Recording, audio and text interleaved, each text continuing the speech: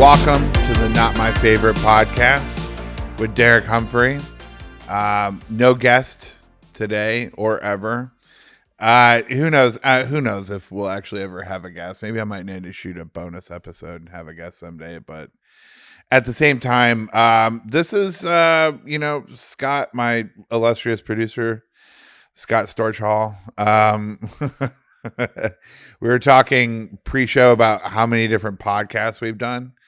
And I think this is Mansplains and All, Bushwick Bears, and then the other one. I think it's like my fifth podcast that I've tried out, which seems about right for a comic. You know what I mean? Like having that many different podcasts that they try. Some people are really great about doing one. They've only ever done one, and but how many co-hosts have you had? Co-host, the first one I didn't have any. My wife would sometimes sit in it. The first podcast I had was called Derek Mansplains It All. We talked about this one before, where I would talk to somebody who was not a straight white male, because in the cultural zeitgeist, that's what everybody was talking about. It was like 2012, 2013, and it's when the identity politics were like really kicking off big time. And you're like, how can I capitalize? How can I capitalize? Well, it was really this thing of like, I kept hearing all the time about how evil I was. And I was like, hey, maybe we should just sit down and have a conversation and see where people really agree. I had a meeting one time with Destination America. They were a TV conglomerate that owned the Discovery Channel, Learning Channel, Spike TV back in like 2014. Okay. I had a general meeting with them, and they asked me to pitch shows or whatever. And I was like, well, this is the show that I have. I wanted to do Man on the Street before Man on the Street was a big deal. And I wanted to go to different neighborhoods around New York and talk to people and see what everybody had in common value-wise.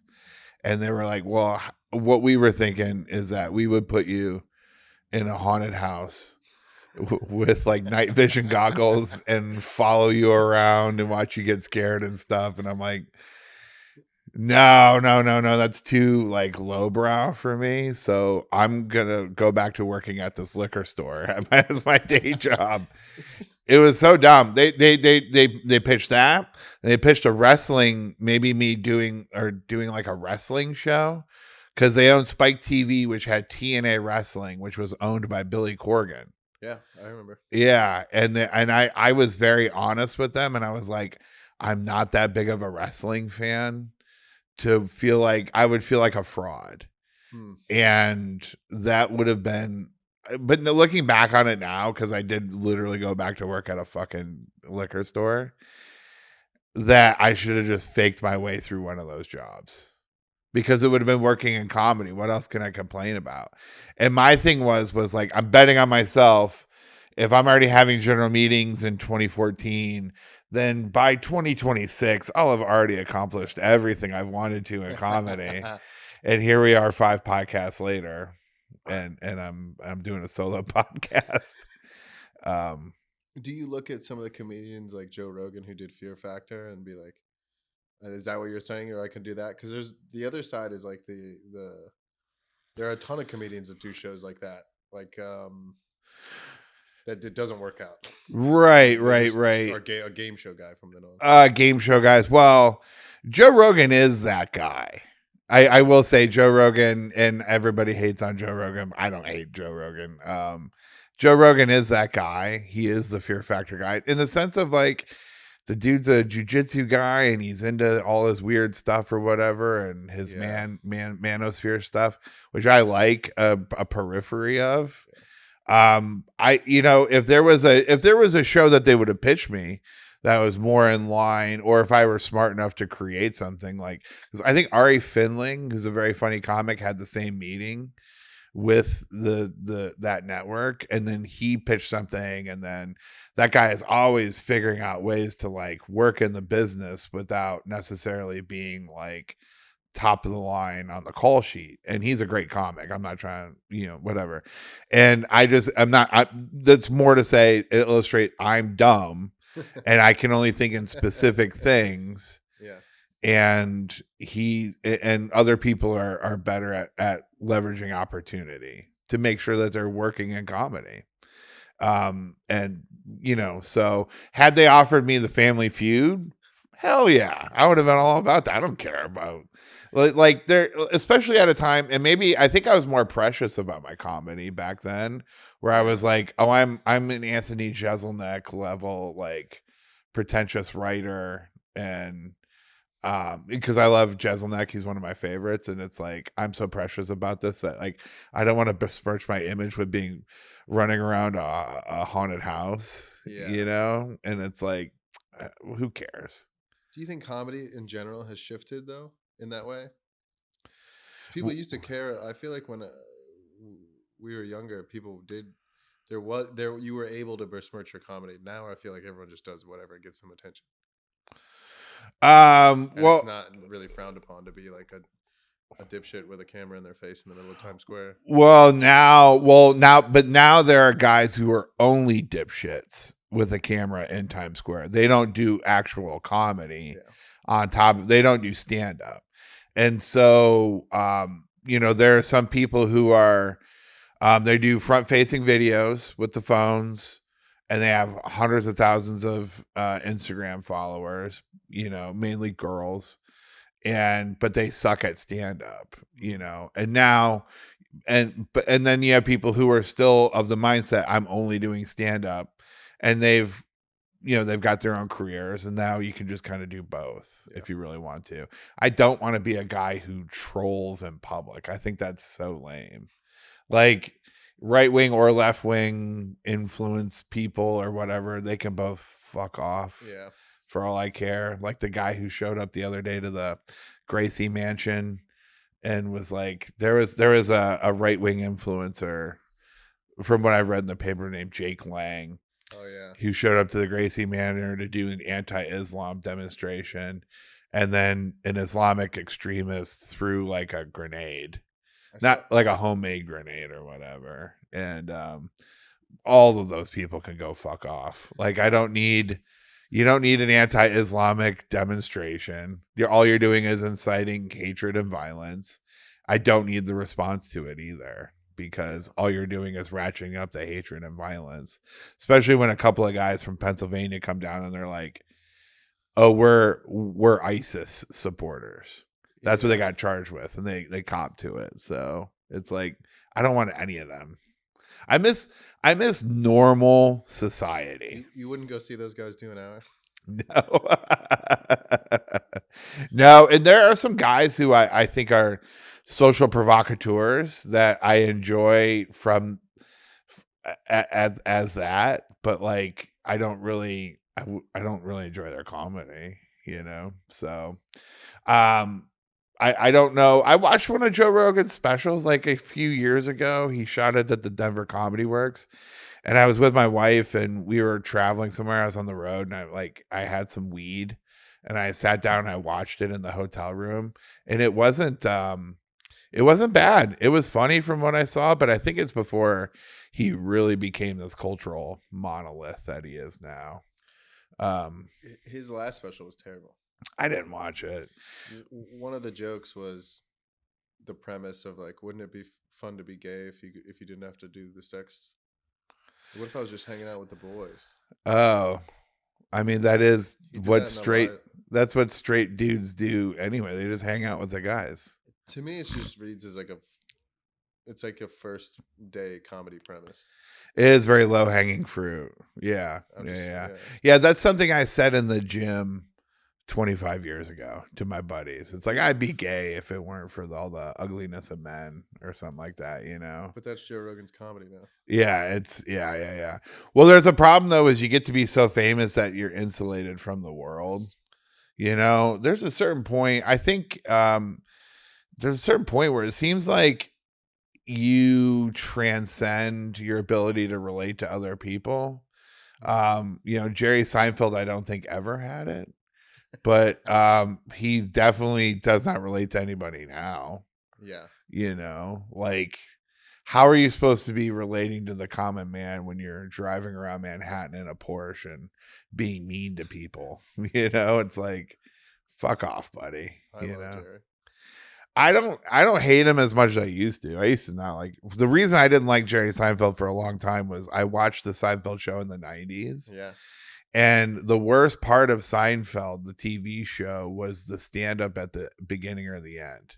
Yeah. And I used to watch the show and think, oh, wow, you could just be a bad comic and have a 1-bedroom apartment in the Upper West Side. Yeah.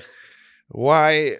I could do that. I could be a mediocre. And now, years later, I'm a mediocre comic and I have a 2-bedroom in Queens. But I mean, like, but at the same time, it's like he was like touring nationally, like headlining clubs, and probably he was definitely after the show, he was an arena act. Yeah. You know what I mean? But from what I understand, he never struggled or anything in his life. He just liked comedy, which whatever.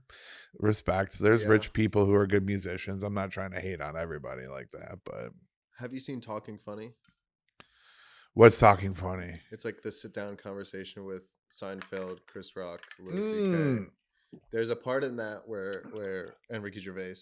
There's a part in that where Jerry is making the point that he is above the audience, and that's why his act's like that. He's like, "Yeah, I am better than you. I'm on stage with a microphone." And he's like, "You guys are listening to," and then because they were all making the argument, you got to relate. And he was like, "No." So that made me like him more because I was like, "Oh, he's doing this on purpose." Well, at least he's owning it. Yeah. I can respect the fact that he's owning it, but I also don't.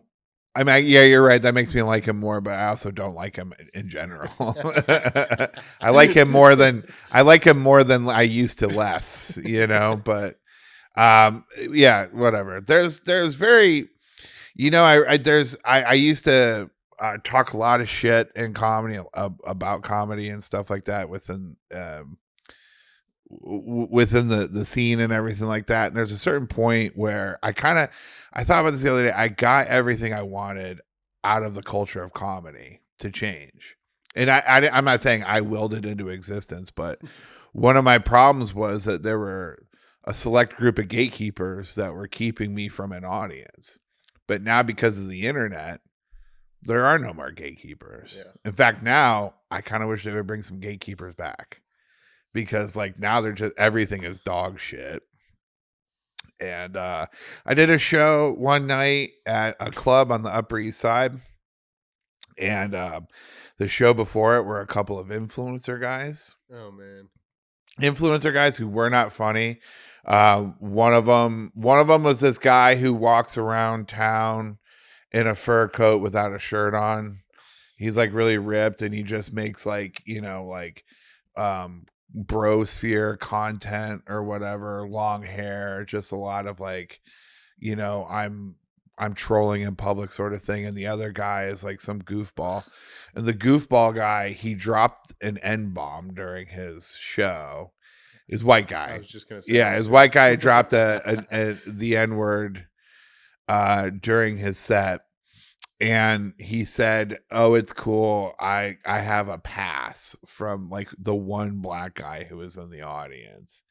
And it was just like it was bad comedy. Oh and that's the stuff I really can't stand. I don't even consider those people comedy. So like influencers, I don't like at all. There are some influencers who do comedy. Some of them are okay. A lot of them are terrible. And there are some influencers who do comedy who I really like. Yeah. And there are some comics who don't do anything outside of comedy, and I really like them a lot. And there's some who do just comedy and they suck. So it's a varying spectrum of things. How do you feel about the fact that my perspective on that is that it's stand-up is now like a glorified meet and greet for famous people. You get famous on the internet. Yeah. People pay to be in the same room with you. They don't give a shit what you do. They might not come back. Yo, I discovered that a long time ago. And that's one of the things that made me like start to recontextualize. I wouldn't say that I was ever thought that now that I'm thinking back about that Seinfeld quote about him talking about like, oh, I think I'm better than the audience because I'm on stage and I have a microphone in my hand. Uh-huh. I don't know that I ever had that level of attitude, but it was like, I think you should respect somebody's public performance. right? So it's like if I am on stage and I have a microphone, don't heckle or boo me. You can tell me after the show you don't like me, but if the majority of people like me, they don't. But Yeah. I was doing comedy around New York City when the Impractical Joker guys first started, specifically Sal Volcano, started getting into stand-up comedy. Not that he wasn't before. I don't know his whole history, but it was like the show is popping off and he was getting spots at the stand. And I'm still a nobody in comparison with Sal Volcano, and he's a really nice guy. I have nothing bad to say about him. But when he was first like coming into the scene, he wasn't really that good. And I asked a woman who I was hanging out with at the time, friend of a friend, she would always come to the shows, but she would definitely come to the ones that he was on. And I asked her, I was like, he's not that good. Why do you like it so much? And she goes, I would pay $50 to sit in a room with him. She's like, he's just likable. He's cute, and like the guy's married. I think he was married back then. I think he even had like a newborn or something. It wasn't even like a sexual thing. It was like people like you, and some people like, they probably just like being in a room with Joe Rogan, even if it's a stadium, because it's like they have this parasocial relationship with them. Yes. Yeah, where they're like, oh, this is like my guy or whatever. I try to, like, I don't know, keep a wall between who I am in my home life and who I am in person or in public or like on stage, so that, I definitely am like a separate the art from the artist person. Because, well, no, because like there are some people who have like really great, clean, nice, family friendly art, and behind the scenes they're terrible monsters. And then some people are really good at making these terrible dark jokes or whatever, and they're the nicest people in the world. I've had very limited interactions with the Legion of Skanks guys, but like they've all been very nice to me when I've talked to them. Yeah. And if you ask anybody in Brooklyn, they're the Antichrist. Yeah. You know what I mean? And it's well, which leads into, we were talking about this kind of off mic, but we are entering I think the third Me Too movement in comedy that I will have, fingers crossed, survived. It's funny that there's a comic who's creating what's called the Edstein list. Have you heard about specifically the Edstein list? Yeah, of course. Okay. All right. So if you're at home, I'm surprised you have. Well, because I am not nowhere near, I'm definitely two classes below you at least, but anyways, well, whatever. But that seems to be permeated a lower tier of comedy than you're at. Well, people. Okay, so the story goes. Well, the reason why I found out about it was because it was at a venue that I used to perform at. Okay, so this place down in the West Village called the Comedy Shop. And there was a person who worked there, an old guy, who was, I don't know. I never had, let me preface all of this by saying I've never had to worry about being sexually harassed in comedy. I have been a couple of times by dudes, by dudes. But you're not worried about it. But I don't worry about it. Yeah, I don't really care. And sometimes the dudes, and sometimes women, just like guys getting too handsy, getting drunk, and gay guys being too drunk and handsy. And I think because like I'm such a nice guy, that they think that level of allyship is a permissive level for me to grope you a little, and that's not. There's been a couple of times where I kind of laugh at it because it's like, oh, this is what it's like being a girl. but there's like but it's like there's only ever been one time where I had to be like, yo, chill, because like it's just guys being guys. And but however, I think women should absolutely be way more upfront about saying I don't enjoy that if they don't enjoy it. And I've had women, when I was younger in life, I didn't know the boundaries all the time. They would set it and I'd be like, okay, that's where the boundary is. We're cool. So this young comic, I never heard of her before. I think she's only been doing it like a year maybe or something like that, which and she said, what do I got to do to get more stage time around here? And then this guy allegedly, it's all hearsay. I watched her video. Um, tried to grab her by the pussy, like the Trump move. But like, I guess her coat was in the way or whatever. And he's like, you know what you got to do to get more stage time around here or something like that, which is like, there's so many levels of which that's so jacked up and stupid. It's like, one, don't do that in ever. You know what I mean? It's like, two, knowing the guy, I'm a way better looking guy than that guy is. And I'm way nicer and way cuter. And I would never do that. This is an old creepy man. An old creepy man. And it's like, when you reach a certain point in your life where, I mean, I've been married for almost 10 years. I've been fat for 8 of them. And you just like, I've had some women come up to me at shows, especially when I was like younger, and they would be like, you need to tell, like one woman, it was like forceful, like, you need to tell your wife how lucky she is or whatever. My wife knows it, it's like, and like, but very rarely am I ever like hit on to the degree where I think that like, oh, I got it like that. Anyway, I don't. I'm old and fat now. I don't really care. And but this guy definitely shouldn't have been doing that. Also, don't say the thing the president said when he got in trouble. If the president of the country gets in trouble for trying to grab him by the pussy, then you also shouldn't be saying, let me grab you by the pussy. And then also, it's like you're lording over free spots at the comedy shop. This is stupid. And also, that girl should just, I mean, whatever. There's a thing that a lot of girls don't understand about comedy is you do have to wait your turn. Just because you're a girl doesn't mean you get pushed to the front of the line. You got to be funny. That's what the job calls for. You're competing against also like very funny women. It's not just you're competing against dudes. You're competing against the women who sometimes are way funnier than some of the dudes. Yeah. So you need to be funnier than the dudes and funnier than those women, or at least even a modicum as funny as, like, one of my favorite comics to watch is Lisa Traeger, and she's a beast. She's hilarious. And it's like, that's like, one of the standards to kind of set for it is like at the bar. Yeah. But anyway, so she made a video about it and it got a bunch of shares. Everybody was sending it around. I got sent it, and then everybody kind of started talking about like, I guess she started to put together lists of people. Like she created a website. I mean, she's Indian. She created a website where you can email in your story and name an abuser or whatever. So I went on the website because somebody sent me the website, and I started filling out the form of like I reported Dan Wicks, like, and like taking screenshots. I didn't submit, but I would take screenshots and I would send them to comics and be like, I'm reporting you.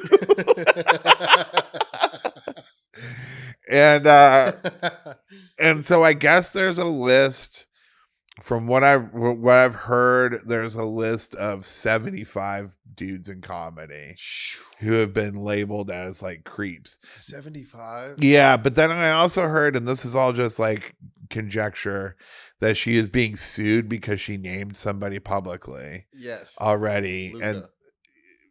And yeah, and I don't know that guy. I don't think I know that guy. Yeah. And now she can't really release it, but like this has been her whole comedy identity now. Yeah. And I was talking about it at a club a couple weeks ago, and this woman who was in the green room of the club, she's like, "You're not worried?" And I'm like, "No." Yeah. No, why would I be? I was like, if having bad opinions gets you on the list, then yes, I'm worried. The most you could get me for is that guy didn't laugh at my shit or wasn't nice to me. Yeah. And I'm generally nice to most everybody except for people I don't like, and then I just don't talk to them. Yeah. There was a comic who tried coming up to me at New York Comedy Club a couple weeks ago and introducing herself. And I was like, I know you. I'm good. Oh, wow. Yeah. That's what you said? Yeah. Wow. That's a baller move. I mean, she's more popular than me too. Very. She's very deep in the industry right now too. Tell me after. Can I also say a very Jerry Seinfeld move of you? You're not wrong. That's so true. He literally did that to Kesha. He's like, oh. Yeah. Well, I mean, this particular person is very irksome. They're very public, and I just don't like them or their opinions. And I met them before too. They forgot that we met before. We met at a party at the Stand, and I said they sucked then. So like, you definitely suck now that you're further into comedy and you're annoying everybody publicly. So what's gonna be funny is like I'm gonna be bragging about all this about not being on the new Epstein list, and then it's gonna drop and like name number 1 Derek Humphrey. Yeah, but it's like that. I actually would actually like my name to be on the list because I would love to sue somebody. I mean, like, I've never been through that process before. I imagine it's a huge pain in the ass to have to sue somebody over your freedom, over like your reputation or whatever. But I mean, nobody really, and I mean, I've never been attracted to a female comic. I take that back. There are comics who I think are objectively beautiful people, but then they talk, and it's an instant turn off. I've had women who've approached me at comedy shows. Well, when I was younger, and before I even moved to New York, I was like in the small town Charleston, South Carolina, where it was like, if you do anything public facing like improv and stand up, and you're doing it 3-4 nights a week, you're kind of like a local celebrity sort of thing. Yeah, I was in the paper a bunch or whatever. And I would have girls come up and talk to me after shows, and then we go get drinks. And after a couple of drinks, they're like, well, screw this guy. He's, arrogant, or he's not as funny as he thinks he is, or, and it's like, but I never crossed any boundaries with anybody. That's for sure. And I definitely have I've never dated another stand-up comic in my life. I think I dated maybe an improviser once and a couple of actresses when I first moved to the city, but that's about, and they don't like me. So like there's nothing anybody could ever say. I would think, I don't know, but if it is, it'd be a shock to me. Do you think the people that are on that list, the allegations are going to be credible? And are all those, if that list ever does come out, are those people actually going to face consequences, or is it going to get written off because it's like this thing that this person's using? I don't know, because like, you're doing a job for the police.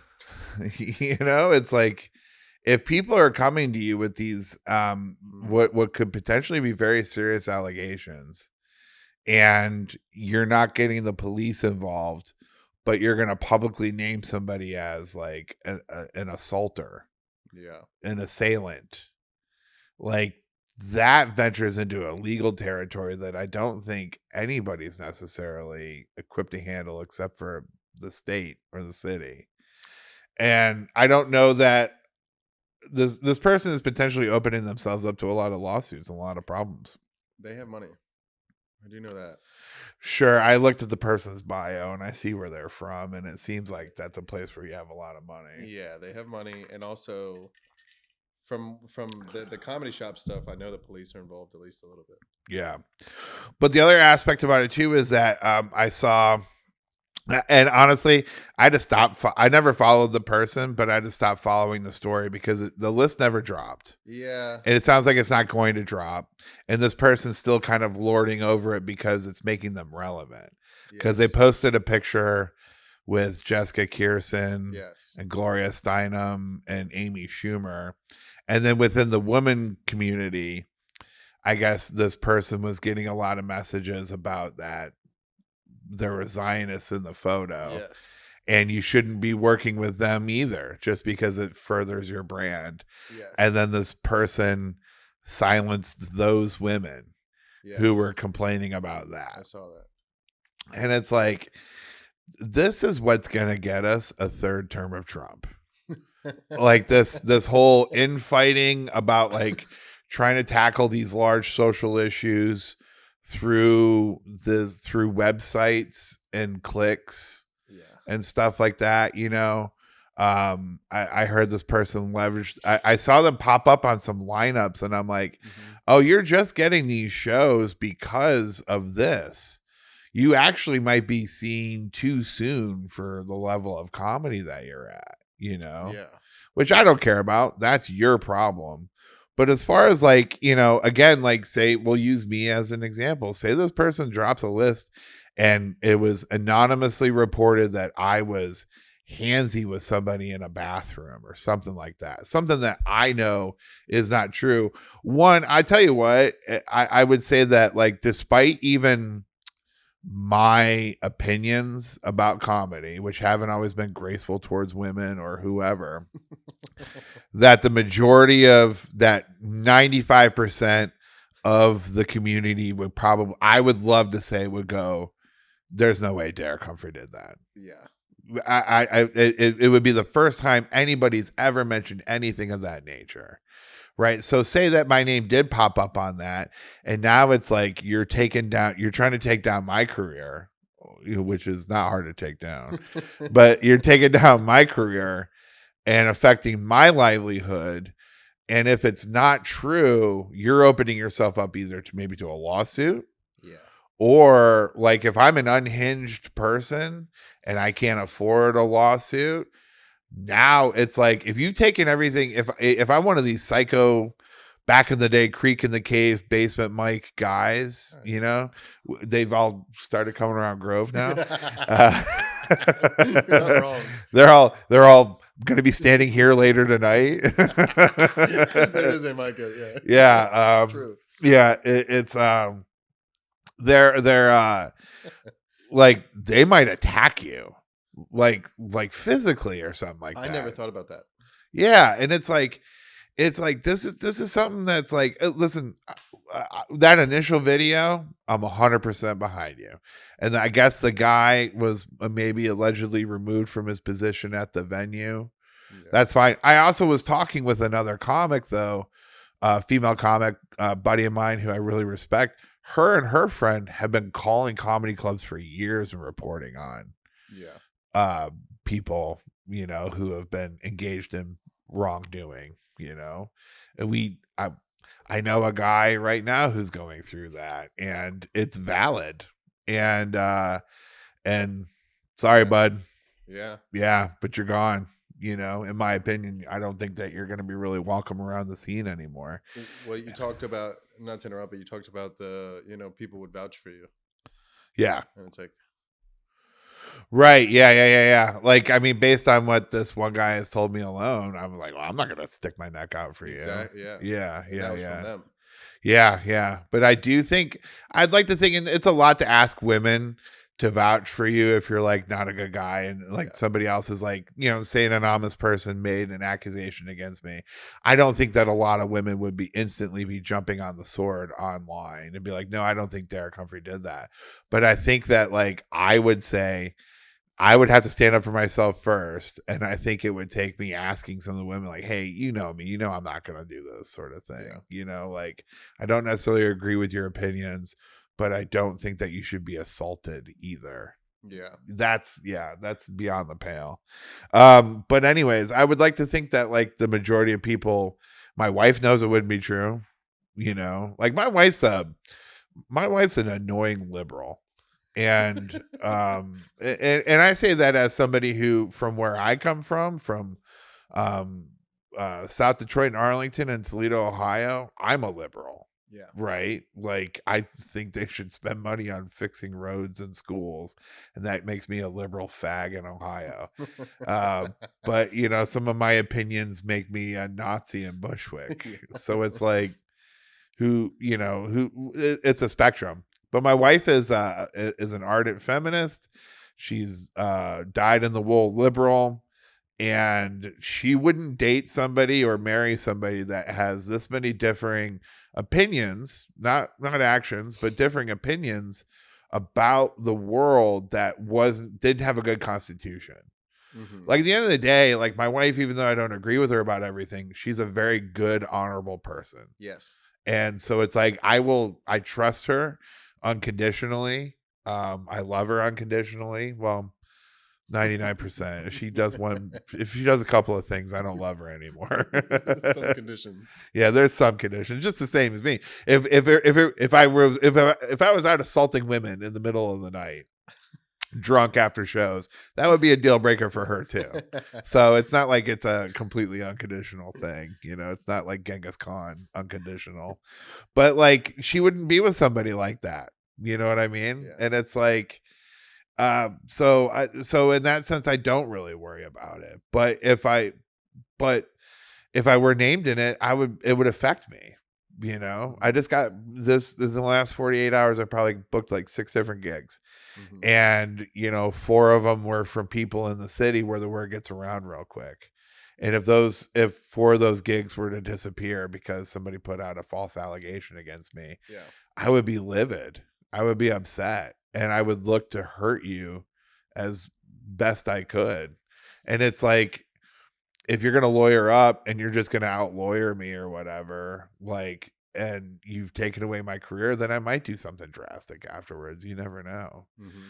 So that's, comedy's already like tough. Like, why make it tougher by getting a lot of these like feelings involved in it and stuff like that, or muddying the waters with, it's like, I especially after like the 2016 Me Too was like, I don't even want to joke about this stuff anymore. The reason I bring up the art from the artist thing is because I was around somebody who's also a manager, booker in comedy, who said that girl who was making this allegation, her material was all very provocative and sexual. Right. And I'm like, so that's not an open invite. That's her material. That's her art. Yeah. You know what I mean? Like, because, if Madonna makes a song about being assaulted, that doesn't mean she wants to be assaulted. You know what I mean? It's like, you have to separate. Bill Cosby, tons of jokes about pudding and being a family man. You separate the art from the artist. He was still a bad guy. So it's like, don't, just because this woman says this stuff in a joking context doesn't mean that she should be subject to. Of course. Yeah. It's one thing if she says it in private. If it's 2 people in a conversation and she goes, well, I'm a real slut, you know what to do about that. That's one thing. If it's like on stage, like, I'm a real slut, it's just you telling about your life or whatever. You need to make the first move. Yeah, I do. There is some, you do assume when someone's on stage, they are kind of being themselves. There is this thing where you need to have like you're doing like a hyperbolic version of themselves for sure. Yeah, absolutely. That's even true in my case to some extent. But like, when push comes to shove, that's not who you really are. Yeah. In a lot of these situations, you're not necessarily going to be, especially in that one. Yeah. I mean, I have a lot of jokes right now about how my dick is small. It doesn't mean my dick is actually small. I'm just clear. I'm just joking. These are jokes. Yeah. I was standing outside of a show last week and I was handing out cards and they're like, "Oh, so you're Asian, huh?" And I'm like, "Oh, these are jokes. These are just jokes." Anyways, so yeah, so I don't I guess I love art for the sake of art, and I think like we need to keep that preserved in order to maintain our humanity, especially as the world is devolving more into AI. You know what I mean? So I have like I don't know if this could lead into anything. I have like takes. That subway takes guy? Yeah. Of course we all know him at this point. I think even if you don't ride the subway, you know who the subway takes guy is. I wrote down a series of takes that I was going to pitch this guy, but I don't know that I'm ever going to go on the show. I don't know that I need to go on the subway to just put a take out on the internet. Yeah. But this does kind of lead into a little bit of like the art versus the artist thing, or the separation of boundaries. But like, OnlyFans are Bitcoin for women, Huh. like in the sense of like that's the commodity that they're selling. Which I'd say Bitcoin is completely fake and fabricated, but like these women's vaginas are real. So maybe it's a more realistic Bitcoin. You're selling the idea of their vagina. Right. I mean, you get Yeah. to see it, but what's that good for? Sure. Sure. I've never been on OnlyFans. What? Yeah. Never been on You've OnlyFans. never looked at OnlyFans? No, never looked at OnlyFans Oh once. my god. I'll tell you why. One, Google. Yeah, true. Like what was her name? The girl, she used to be, oh God, I can't remember her name now. And she's really beautiful. And her thing was that she was going on only Bella Thorne. Okay. Do you remember Bella Thorne? Yeah, Yeah, she's very I know who pretty. you're talking about. Yeah, she's a very pretty girl. It was a big deal that she was going on OnlyFans because I guess she used to be a Disney person or something like that. Uh-huh. I'd only heard of her because she was going on that. But if you just Google Bella Thorne breasts, like Yeah. there are half naked pictures that show up of her that she'd already put out, apparently. There is. I disagree with you a little bit. Not that it's my, this is your whatever, but No, disagree away. I'm fine with that. well, there's something about the exciting thing. I'm just surprised you haven't been on OnlyFans, and maybe I'm a little bit of a perv privately, but there's a thing about like OnlyFans is like, hey, here's this person that's either famous or a lot of the time because we do comedy and like we're around, like it's like that's my friend, and I get to see them naked for $3. I don't want to see them naked. What? Yeah, I've Not seen. even just out of curiosity. I've And also, seen. it's like a non-produced, non-moving. Like they're in their shitty apartment, which is like, Right. They're not doing comedy, which is actually I probably would prefer. But no, I'm old school in that like I prefer mystery to some extent. Like I call me old fashioned for not trying to be exploitative of women. oh, I have seen. I take that. I have seen one. I've seen one person's vagina, and that's because my friend showed it to me, and he texted this person, let me get a, because he heard that she was on OnlyFans, uh-huh. and he said, let me get a pussy pic, and she said $20, so he sent her $20, and then he showed it to me, so now it's that picture's worth 10. But where I don't know how Bitcoin works either. I barely have any money. But I think is that how Bitcoin works, where it's like you send, if somebody else sees the picture, he has a copy of it, it's worth less. It's like an NFT. Yeah. Yeah. So OnlyFans are Bitcoins for women. It is free money that no one can really explain why it exists. Right. Yeah. And so I don't know. It's I have a friend who I love. I haven't seen her in forever. Love her dearly. But she's very famous on OnlyFans. Huh. And a lot of people apparently have seen her naked. I have not. I've seen her in person. We filmed a pilot once. And she was super attractive. She's a beautiful person. And they've made millions of dollars, I guess, in this. Yeah. But I still never want to look because I just like that's not the person I know. It is the person I know, but like I interact with this person on a professional routine basis. I don't need to look at it. I really don't. I'm married. I have a vagina at home I can look at, like I will say I have friends that I've seen naked who don't necessarily know because their stuff's out, but like it didn't. When I see them, I don't ever think about it. Like when I see them in person, I forget that I've seen them naked. And it's like a separate thing. On my brain, I don't know. Maybe the first time I was like, oh yeah, but I don't really. Yeah. Well, that one person I did see them, that one comic, I saw her at a Nine Inch Nails concert, and I didn't think about it when I saw them. Not initially. Well, also they were ignoring me and Levin. Me and Levin were like calling this person, we're like, hey, and they were like on a date, and just like we're like either they really didn't hear us, which was weird because we were as far from them as I am from you. And we were out in like the lobby, like in the merch line. It wasn't like it was like we're During the show. it wasn't during the show. It wasn't several rows down. It was like passing by. And I'm like, okay, all right. Well, I guess you really. I used to have a better relationship with this person, but over the years it's just kind of soured for one reason or another. They became very embroiled in the white men are evil, and it's like, well, I'm a white dude, and I just don't. If you're gonna just say lump me in with these people, or you're just gonna this is your whole identity now, then I don't want to be around it. White men like, are evil unless you have $20.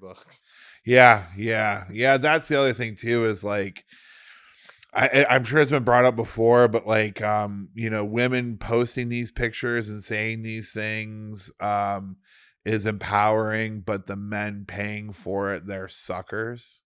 Yeah. And that the fact that the women can have this sort of attitude is just really kind of like it. There's one of my favorite comics is Neil Hamburger. You know Neil Hamburger? I've heard the name. I couldn't think of anything off the top. He's an LA guy. His real name isn't Neil Hamburger. He's in a TV and stuff too. He was in Ant-Man. All right, well, whatever. I watch comic movies. But I forget his real name, but he's super funny. He's just playing a character. And last time I saw him, he was on a tour with Todd. It was him, Todd Barry, and Brendan something, another LA guy. He was a funny guy. But Neil Hamburger would have to close out because it was just like this weird act you couldn't follow. And one of his albums, and he does a thing where it seems like he's bombing. He's doing like Borscht Belt bad comedy or whatever. Okay. But he has this very crap attitude towards audience. He has the Seinfeld audience in his the Seinfeld arrogance in his act, even though his act is worse than Seinfeld's by design. It's an alt thing. Yeah. It's a Joe, like not as good as Joe Pera, but it's like in the same vein of like, which I love. I love alt comedy. When alt comedy is good, I love it. It's my favorite because I'm a hack. I can do what most people are doing. I want to see somebody do something different. Joe Pera's my favorite. But Neil Hamburger, on one of his albums, he's doing a bit, and when there's silence in the crowd, and this one guy in the audience goes, "You suck," and he goes, "Yeah, I suck. Suck the money right out of your wallet." And it's this thing where it's so funny to me because it's like, yeah, you are an idiot for coming to see this show or whatever the case may be, but it's this cynical attitude towards the consumer that I don't necessarily have. I'm very grateful for whenever anybody pays money to see me do comedy. And I think that's the thing that changed my attitude in comedy too. When I was doing bar shows, free shows, not getting paid, I had a very adversarial, sort of attitude about it, or like in my performance. But now with people paying $40 a ticket, to come see not only me, or and a group of people, or me and, if I'm opening up for some of my friends who are charging more than that, $60, $70, $100 a ticket, then man, make them really feel like they had something for their value. Yeah. And I guess because you're only charging $5 to look at your vagina, that you're a little bit more contemptuous, but like, I don't know why. These people are paying to look at you naked. There are several people I've seen that started OnlyFans and they just don't seem like they're getting much traction, yet they're doing crazy shit, and it's like, that must be weird. Yeah, imagine if you're really putting yourself out there. I mean, they doing porn. Yeah, yeah. Ugh, that's so demeaning. I mean, in my opinion. You mean he meant empowering? No, it's demeaning. It's so demeaning to like. I think it's bad for society. I don't necessarily have a thing about the women. I just think that we've all like everything is empowering is not the empowerment movement has fooled women. Like men, we benefit completely. Oh, for sure. Like it's for us. Like you're not. Yeah. Oh, yeah, Like yeah, yeah. we came out on top of that way. I mean, you guys maybe there's like some bitching and some Epstein list, but other than that, like I didn't do anything wrong, so I just get to look at people naked I'd never see. And if you Right. want Yeah. $4 a month, you're more than welcome to have it. To me, watch you do crazy stuff to yourself. Sure. And if that Sure. makes you like, I don't know who lied to you, but that's like you've also like I don't. I mean, and again, this is whatever, but I would never date anybody who was even considering doing that. No. Anyone who even thought that was like a good thing to be doing. No, No. I can't. I would never eventually have a kid or marry or anything. I couldn't trust it. Oh no, I would never be with anybody who did that sort of thing because like it's I mean, stand-up comedy is about ego, but that especially is about ego. Mhm. And my wife and I have had to work very hard to create like a healthy ego within the household versus like a healthy ego on stage versus an unhealthy one in public, and there are times where I would be really vacillate between I've evened out a lot. I would really vacillate between I'm not worth anything to I'm the greatest comic who's ever walked this fucking planet. Yes. You know what I mean?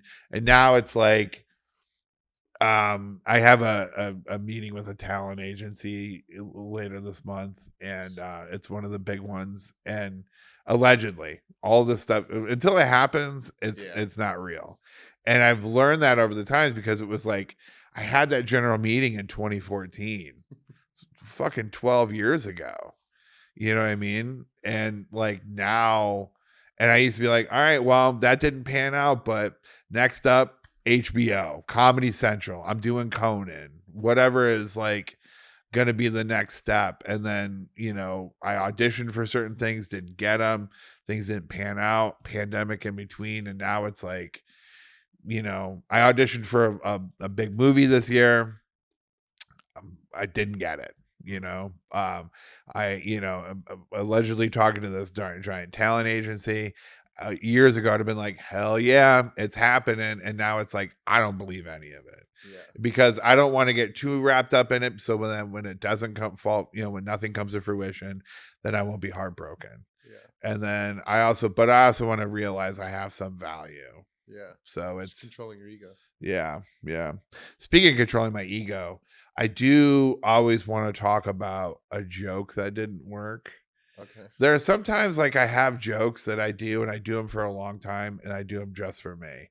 And they'll never make it into my act, but it's like I keep trying to push them. Yeah. And this week, well, I have a number of jokes that didn't work. Not just this week, but like throughout my career. Of course. But the most recent one that was on top of mind was this one where I was, pedophilia is in the news. And I wonder why it didn't work. And pedophilia, though, pedophilia is some white people stuff because Michael Jackson didn't start doing it until he caught vitiligo, which is, I posted that on, I did that I would do that at mics and shows and people go, oh. And I'm like, but isn't this clever about how I thought about how Michael Jackson didn't start diddling kids till he turned white? And then I posted it on Threads and like a black guy replied, he's like, damn, man. I was like, all right, this joke isn't funny. It's only funny to me. It's funny to me and some of my worm-brained friends who I sent it to. That's another thing I've learned about, comedy is like, I'll send a joke to whomever and they'll laugh at it. But if they're a comic, it's like, this is a bad metric. Yes. That's the first stage. Does another comic like it? Okay, I'll try it out. I'll write it down to try it out. Then I'll do it at an open mic. And if it does mostly well, I'm like, all right, time to try it in front of an audience. And then, it'll bomb. And it's just like, all right, never mind. Do you ever make that issue? Do you ever make that, do you ever have that issue with talking to people that are non-comics, like outside, off stage? I've had issues with like just dealing with people in general because I'm around children 100% of my life. Yeah. Were you talking about like dealing with normal people in terms of just like making off-color jokes or like just the people who are like, oh my God.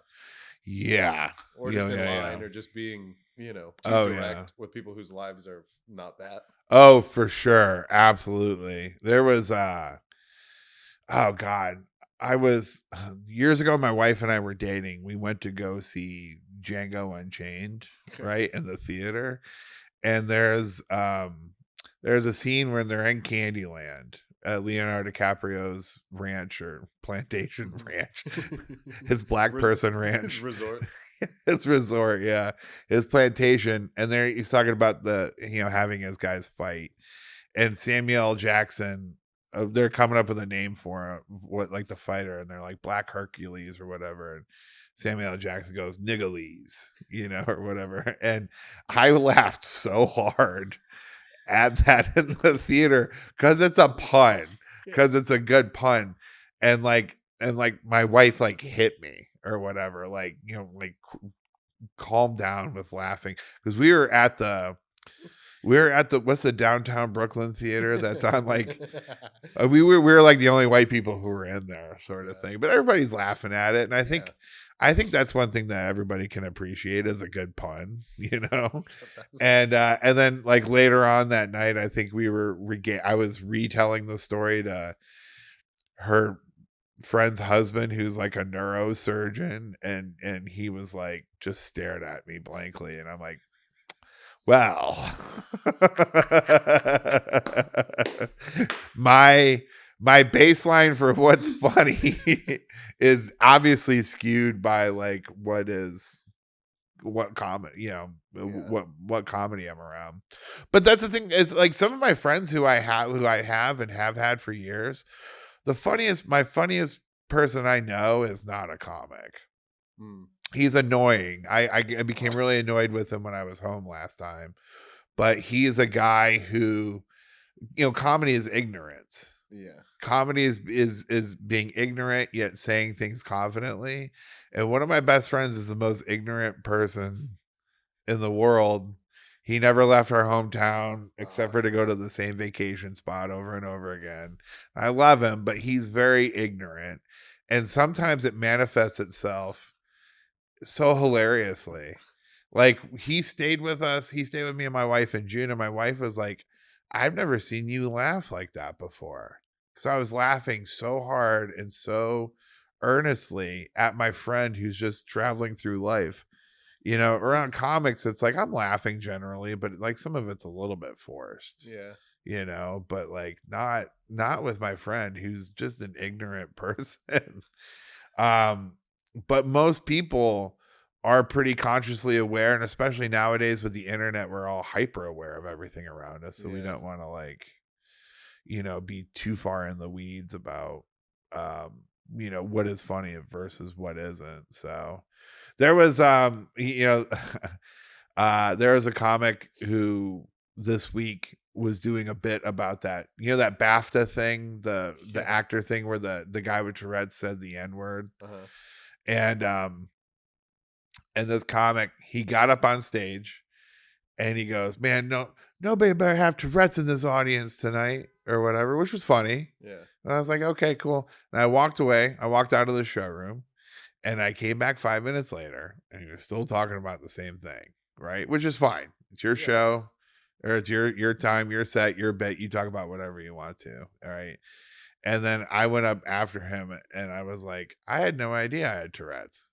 And I was like, it must be hereditary because my dad had it, my grandpa had it, and some of the audience, a lot of the audience was like international, and I'm like, they just didn't get any of it.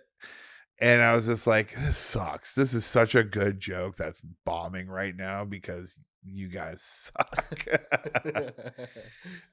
Which is yet another bit that failed. So anyways, they were international and like they just didn't. Yeah, we don't need a heart. Yeah, I don't know. It's a language thing, or they just didn't get the irony. They didn't get. I don't think they got the irony. Yeah. Honestly, if I'm being completely frank, I was hosting the show, and it was one of the worst audiences I've ever had in my life. There you go. If I'm going to be completely honest about it, because they were talking. And like, even when you told them to stop talking, they would start talking again. There was a couple that were from Europe. One girl was German, the other guy was Spanish. They even came to the green room in the middle of the show to tell everybody about how much fun they were having during the show, and then went and sat back down in the front row and started talking again. And you're just like, are you having fun? Yeah. And then, because we're not, because you're talking so much. And it felt bad. And at one point in time, I was like, towards the end of the show, I was like, all right, we're down to our last comic. You guys got to shut up. Like, really, you guys got to shut up. And they just looked at me like I was being the jerk. I was just going to say how they take it. Yeah. So it was like, I was like, man, I hope this doesn't reflect poorly on me with this club. But they just texted me today, so I'm fine. But that happens, though. Yeah, that does happen for sure. Anyways, I think that I should probably, I don't know how this podcast is going to go. In terms of like, I just need to put a podcast out in the world. I had a very nice club booker tell me that they could listen to me talk for an hour. So hopefully this is satisfying that. Kill Tony is just so much up the game on content. But he had this thing. I will say this about Tony Hinchcliffe. He made this very good point when Mark Maron was out there promoting his last special, shitting on all the comics or whatever, which is fine. He shit on Theo Vaughn, which who cares? I mean, he was wearing like a $600 denim shirt while he was doing it. It's not as if you weren't rich either, Mark. But he was, but Tony Hinchcliffe responded with, well, I think he's just jealous because I put out 2 hours of content every week, which is true. I know the show is, a lot of it's garbage and a lot of it's predicated on being mean to open mic comics, which 10 years ago, that sounded awesome. Yeah. But now it's like there's too many people involved in comedy, or so many people think that their first time doing comedy should be at Kill Tony. Yes. That you're like, all right, this is bad or whatever. But he is right. He does put out a lot of content, and I think people just are looking for content. And so I cannot be oblivious to that. One of my favorite bands, I'm a 90s kid in the sense I was a kid in the 90s. But I think when people say I'm a 90s kid, it means they were born in the 90s. Yeah. Is that what that means for some people? I don't know. I just thought it was funny to clarify. Yeah. Well, just because in reality, I'm a 70s kid. There you go. I was born in 1979, which sounds like that's when like blacksmithing was still a thing. Damn, dude. Yeah. Like I saw this one black guy posted on Instagram that he was born in like 1974 or something like that. And his kid goes, wow, so you were around for slavery? Oh my God. Which is like, God, because I mean, it's 2026 now. I know. So it's just weird. It is weird to be like, my great grandmother, who I knew my whole life up until I was like 11 years old. She was born in 1889 and she died in 1991. Right. So she was 101 years old. She almost made it to 102. She was 101 years old, and she was a farmer from Michigan. Like her family was farmers from Michigan, German farmers or whatever. And, when she was born, she was crapping in a bucket. Yeah. And by the time that she died, like they were coming out with computers, like home computers. Yeah. She lived through 2 world wars, Korea, Vietnam, the civil rights movement, slavery ending, Jim Crow, presidential assassinations, all that sort of stuff. There's a lot of history. You just don't think about like, oh, well, since 1979, all this crazy shit has happened. Yeah. My grandmother had a car with ashtrays in the back seat. Oh, wow. The first flight I ever flew on, I think there was an ashtray in the armrest on the plane. Little tin one. Yeah. You used to be able to smoke on an airplane. Yeah. Now you can barely smoke outside, Yeah. Which is a good thing. Honestly, I think cigarettes are the worst thing for you. They are cool, but they're the worst thing for you. But I was a kid in the 90s, And that's when grunge really popped off. And everybody's like, oh, I like Pearl Jam or Stone Temple Pilots or Alice in Chains or Nirvana. But one of my favorite bands is a band called the Melvins. And the Melvins are actually this guy. His name is Buzz Osborne. Him and Kurt Cobain were high school best friends, and yeah, and Kurt Cobain kind of like adopted their sound a little bit. And if you listen to an old Melvins album and you listen to a Nirvana album, it doesn't sound the Nirvana's poppier, and I think that's why they really hit off. Where like the Melvins are like punk rock, and like they just change up their style of music or whatever. But they put out probably 30 fucking albums, and the lead singer is like evolve or die. And that's all there is to it. It's like if you're not keeping up with like what the trends are, like if you're not out doing podcasts, if you're not, unless you're like there's a vanguard of like old school comics who are already rich who don't need to do this stuff. Yes. But I got bills to pay. Do you know Chris D'Elia's last special was called Grow or Die? Was it really? Yeah. Oh yeah. Somebody sent me a screen cap of somebody complaining about that today, But Chris D'Elia, just trying to trigger you. Just want to see what you think. Well, here's the thing: is this person, and I don't know if we'll necessarily need to leave this in for the podcast because I think we hit our time. However, the person who was complaining about Chris D'Elia online is one of the two people in comedy I hate. I hate two people in comedy, and it's not Jerry Seinfeld. There's a certain class of comic that like I'm sure they're jerks, and I'll never really operate in their orbit. Yeah, John Mulaney, Jerry Seinfeld. From what I hear, John Mulaney is a huge jerk. I love his comedy though. I love his comedy. Louis, I hear, is a big jerk, which is what's funny because we were talking about a specific comic who works with him before the show. And you would think that guy would know, hey, Louis is a jerk. I shouldn't be a jerk. So anyways, from what I've heard, Louis is a jerk. From what I know about other comics, I won't necessarily name. They're assholes because I used to be peers with them and they're big now. But there are a couple of people. One guy's at my level. One guy's below my level. One guy specifically. You still talk to him. Yeah, he's one of the worst people in comedy. I can't argue with that. Yeah, I used to work with him, and he lied to me. Yes, so many times, and now like I never see him around anymore because I don't think he gets booked. I think everybody hates him. Him now. But hey, he's paying you money. And this other comic is he's a name dropping, arrogant piece of shit.